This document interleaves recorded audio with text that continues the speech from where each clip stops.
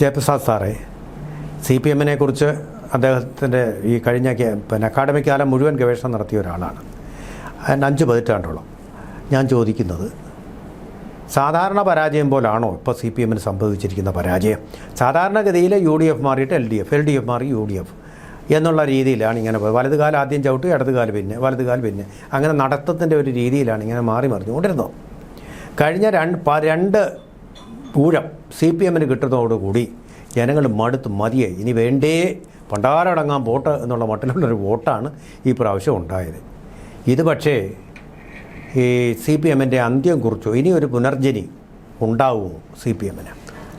കേരളത്തെ സംബന്ധിച്ച് നമുക്കറിയാലോ, 2 മുന്നണികൾ വളരെ സുശക്തമായിട്ടുള്ള ഒരു മുന്നണി രാഷ്ട്രീയം, 2 മുന്നണികളായി ധ്രുവീകരിച്ചൊരു രാഷ്ട്രീയമാണ് കേരളത്തിൽ വിശേഷിച്ച് 1967 മുതൽ നിലനിന്നത്. അത് ഇടതു മുന്നണിയും പിന്നീട് ഇടതുപക്ഷ ജനാധിപത്യ മുന്നണിയുമായി മാറി.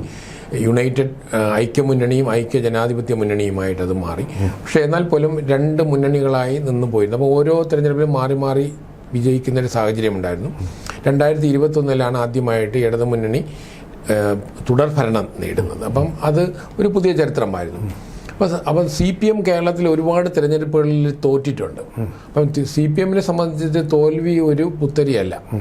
അപ്പോൾ അതിൽ 60-ൽ തോറ്റു, അല്ലെങ്കിൽ 70-ലും 77-ലും 82-ലും ഒക്കെ ആദ്യകാലങ്ങളിൽ തോൽക്കുന്നു. പിന്നീട് നമ്മൾ കാണുന്ന 91-ലാണെങ്കിലും അല്ലെങ്കിൽ 2001-ലും 2011-ലും ഒക്കെ CPM തോറ്റിട്ടുണ്ടാവും. പക്ഷേ ആ തോൽവികളൊന്നും ഒരു രാഷ്ട്രീയ നിരീക്ഷകനെ സംബന്ധിച്ചിടത്തോളം ഇടതുപക്ഷത്തെ കേരള രാഷ്ട്രീയത്തിൽ നിന്ന് മാറ്റി നിർത്താൻ പ്രാപ്തമായ ഒരു ജനവിധിയല്ല. അത് താൽക്കാലികമായ ഒരു രാഷ്ട്രീയ സാഹചര്യത്തിൽ പരാജയപ്പെട്ടെന്നുള്ള. സംഘടനാപരമായി CPM സുശക്തമാണ്. അവരുടെ വർഗ ബഹുജന സംഘടനകളുമൊക്കെ ആ തരത്തിൽ സുശക്തമായിരുന്നു, പരാജയത്തിലും വിജയത്തിലും. പക്ഷെ 2026-ലെ CPM-ന്റെ പരാജയത്തെ നമുക്ക് ആ തരത്തിൽ കാണാൻ കഴിയില്ല. ഞാനിതിനെ കാണുന്നത് പശ്ചിമ ബംഗാളിലും ത്രിപുരയിലും CPM ഉന്മൂലനം ചെയ്തതുപോലെ ഒരു നീണ്ട നാളത്തെ 34 വർഷത്തെ ഭരണത്തിന് ശേഷം പശ്ചിമ ബംഗാളിലും അതുപോലെ നീണ്ട നാളത്തെ ഭരണത്തിന് ശേഷം ത്രിപുരയിലും പാർട്ടി ഉന്മൂലനം ചെയ്തതുപോലെ അതിൻ്റെ ഒരു തുടക്കമാണ് കേരളത്തിലെ 2026-ലുണ്ടായത്. അതായത് ബംഗാളിലെ 2011-ന് സമാനമായിട്ടുള്ള ഒരു തോൽവിയാണ് കേരളത്തിലെ CPM-ന് 2026-ലുണ്ടാകുന്നത്. അതായത് ഇനി ഒരു പുനർജനിക്ക് സാധ്യത കുറവാണ്.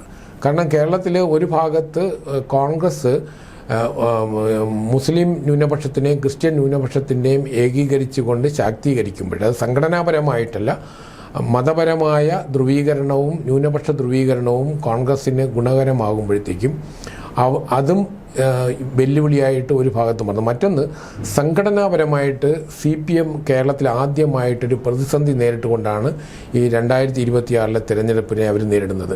അപ്പം സാധാരണ നമ്മൾ പാർട്ടി കോട്ടയം എന്ന് പറഞ്ഞാൽ കണ്ണൂർ എന്ന് പറഞ്ഞാൽ ഇന്ത്യയിലെ CPM-ന്റെ 6 ലക്ഷം മെമ്പർമാരിൽ ഏതാണ്ട് 10%, 60,000-ലധികം മെമ്പർമാരുള്ള ഒരു പ്രദേശമാണ്. അവിടെയാണ് ഏറ്റവും കൂടുതൽ പോളിറ്റ് ബ്യൂറോ അംഗങ്ങളും നേതാക്കളും കേരളത്തിലെ ഇടതുപക്ഷ മുഖ്യമന്ത്രിമാരിലെ പ്രധാന 2 മുഖ്യമന്ത്രിമാരുടെ പാർട്ടി ഗ്രാമങ്ങളും ഒക്കെയുള്ള പാർട്ടിയുടെ സംവിധാനങ്ങളും ഒരുപാട് പാർട്ടി നടത്തുന്ന സ്ഥാപനങ്ങൾ, അതായത് അമ്യൂസ്മെൻറ്റ് പാർക്ക് ഉൾപ്പെടെ ഒരുപാട് കോഓപ്പറേറ്റീവ്സും ഒക്കെ ഒരുപാട് നടക്കുന്ന ഒരു വ്യവസ്ഥയാണ് കണ്ണൂരെന്ന്.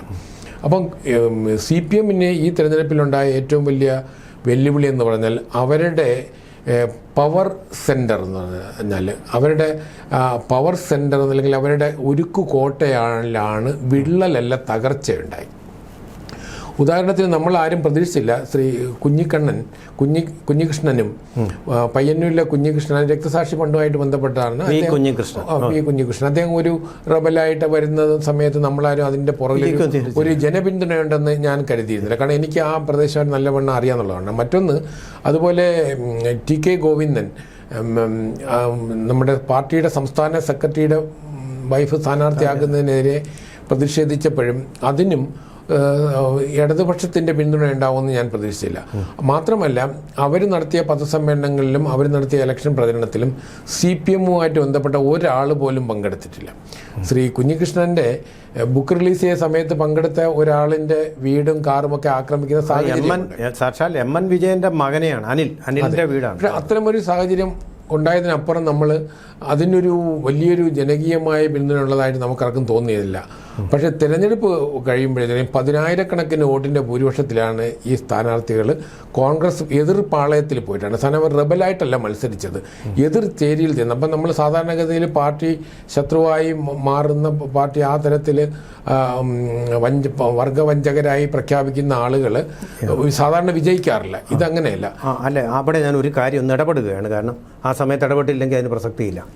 ഈ ടി.കെ. ഗോവിന്ദൻ നമ്മുടെ സംസ്ഥാന മുൻ സെക്രട്ടറി ആയിരുന്ന കോടിയേരി ബാലകൃഷ്ണൻ്റെ വീട്ടിൽ പോവുകയും അദ്ദേഹത്തിൻ്റെ ഭാര്യയെയും മകനെയും സന്ദർശിക്കുകയും ചെയ്തു. ഭാര്യാസമേതനായിട്ട് പോവുകയും ചെയ്തു. അവിടെ വെച്ചിട്ട് നമ്മുടെ മുൻ കോടിയേരി ബാലകൃഷ്ണൻ്റെ ഭാര്യ പറഞ്ഞ ഒരു കാര്യം, അദ്ദേഹത്തെ ഞാനൊരു വർഗവഞ്ചകനായിട്ട് കാണുന്നില്ല എന്ന്. ചെറ്റ എന്ന് പോലും ഇത്തരക്കാരെ വിശേഷിപ്പിക്കാൻ മടിക്കാത്ത പിണറായി വിജയൻ്റെ ചെകിട്ടത്തേറ്റ ഒരു അടിയാണ് തൻ്റെ ഏറ്റവും ആത്മസുഹൃത്തും അതുപോലെ തന്നെ ഒരുമിച്ച് അവർ പാർട്ടിയെയും ഗവൺമെൻറ്റിനെയും നയിച്ചിരുന്ന ആൾക്കാരുമായിട്ടുള്ള കോടിയേരി ബാലകൃഷ്ണൻ്റെ ഭാര്യ പറഞ്ഞ കാര്യം. അതെ, കണ്ണൂരിലെ സാധാരണ CPM പ്രവർത്തകൻ്റെ മനസ്സിൽ എന്താണെന്ന് തോന്നുന്നത് അതാണ് കോടിയേരി ബാലകൃഷ്ണൻ്റെ വൈഫും പറഞ്ഞത്. അതായത് ഇവരാരും പാർട്ടിയുടെ വഞ്ചകരല്ല.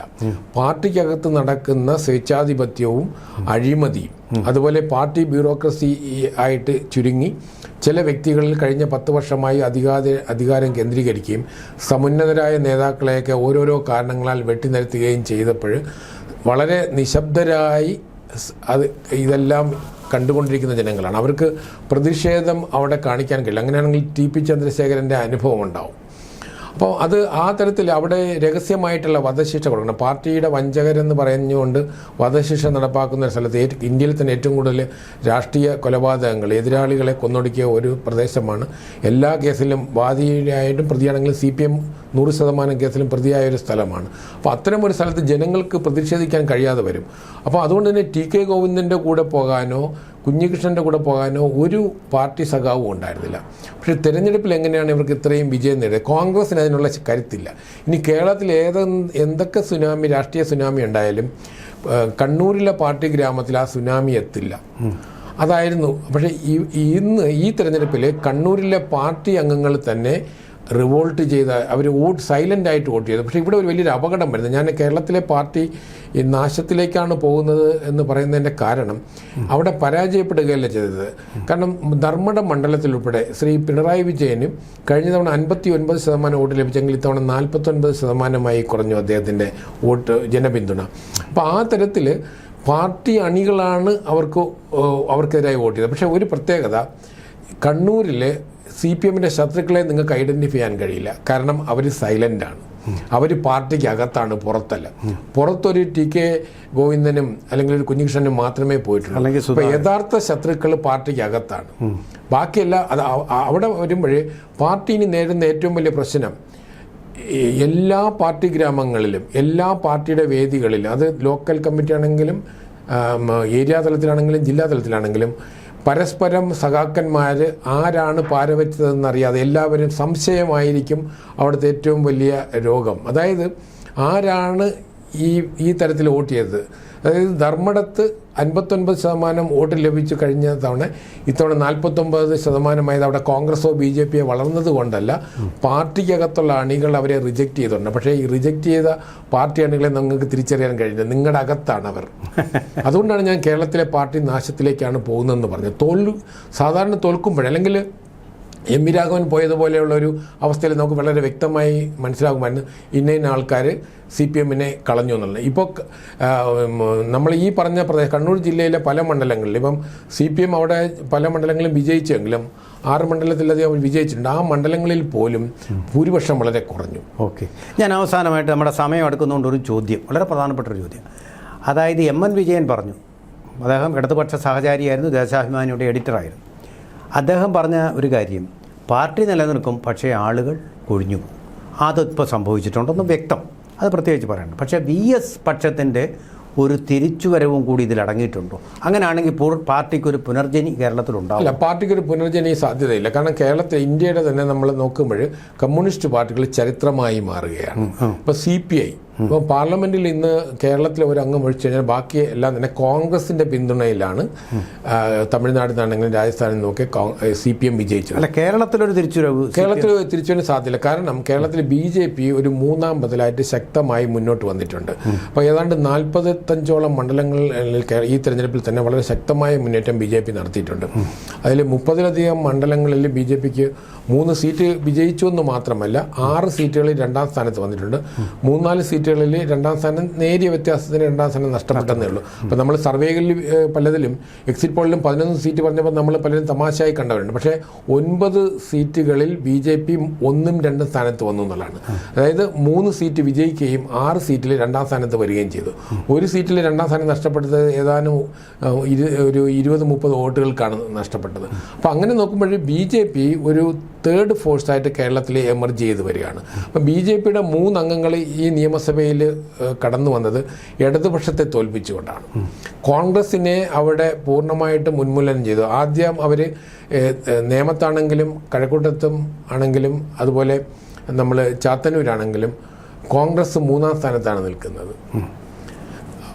ഇപ്പോൾ CPM അവിടെ 2ാം സ്ഥാനത്തേക്ക്, ഇടതുപക്ഷം 2ാം സ്ഥാനത്തേക്ക് വന്നു. അപ്പം BJP ജയിച്ച 3 മണ്ഡലങ്ങളിലും ഇടതുപക്ഷമാണ് തകർന്നത്. അപ്പം ആ തരത്തിൽ നമ്മൾ നോക്കുമ്പോൾ കേരളത്തിൽ വരുന്ന ആളുകളിൽ ഒരു ഭാഗത്ത് ഈ പറഞ്ഞ നമ്മൾ നേരത്തെ സൂചിപ്പിച്ചതുപോലെയുള്ള മതപരമായ ന്യൂനപക്ഷ കേന്ദ്രീകരണവും അതിനെ ചുറ്റിപ്പറ്റിയുള്ള ഒരു കോൺഗ്രസ് സംവിധാനവും UDFുമാണ് മുന്നോട്ട് പോകാനാണ് സാധ്യത ഒരു ഭാഗത്ത്. മറുഭാഗത്ത് BJP മുന്നോട്ട് വയ്ക്കുന്ന NDAയുടെ വികസന രാഷ്ട്രീയം ഒരു CPMന് ബദലായിട്ട് വരും. അപ്പോൾ CPMന് ഞാൻ ഈ പറഞ്ഞതുപോലെ പിണറായി വിജയൻ കഴിഞ്ഞ 5 വർഷം കൊണ്ട് പാർട്ടിയുടെ 2ാം നിരയിലുള്ള എല്ലാ നേതാക്കളെയും വെട്ടിനിരത്തിയിട്ട് 1ാം മന്ത്രിസഭയിൽ അദ്ദേഹത്തിൻ്റെ മന്ത്രിസഭയിലുണ്ടായിരുന്ന എല്ലാ അംഗങ്ങളെയും അദ്ദേഹം ഒഴിച്ച് ആർക്കും മത്സരിക്കാൻ പോലും അവസരം കൊടുത്തില്ല. ഈ നിയമസഭയിൽ പോലും CPMലെ 26 അംഗങ്ങളിൽ സീനിയറായ നേതാക്കൾ എത്ര പേരുണ്ട്? അപ്പോൾ അതുപോലെ തന്നെയാണ് പാർട്ടി നേരിടുന്ന ഏറ്റവും വലിയ വെല്ലുവിളി കഴിഞ്ഞ 10 വർഷത്തെ തുടർഭരണത്തിൽ ഇതൊരു സമര സംഘടനയല്ലാതായി.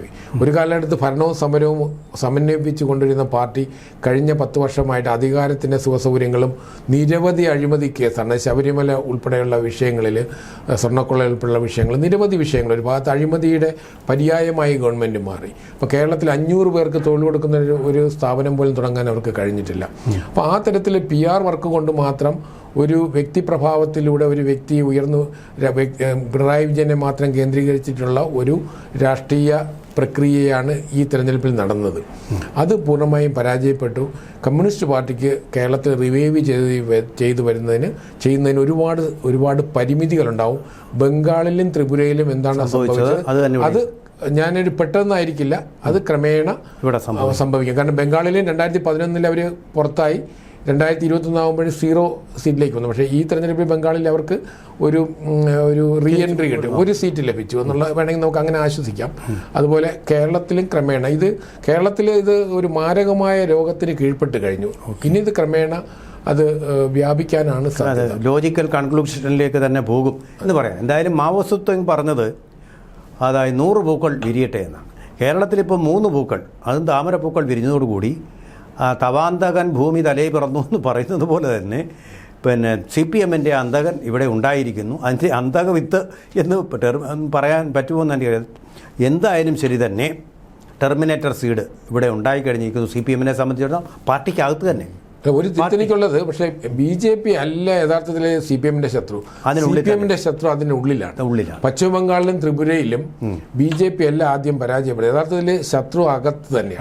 അവസരം വരുമ്പോൾ ശത്രു BJP പക്ഷത്ത് വരുന്നതായിരിക്കാം ഒരു പക്ഷേ.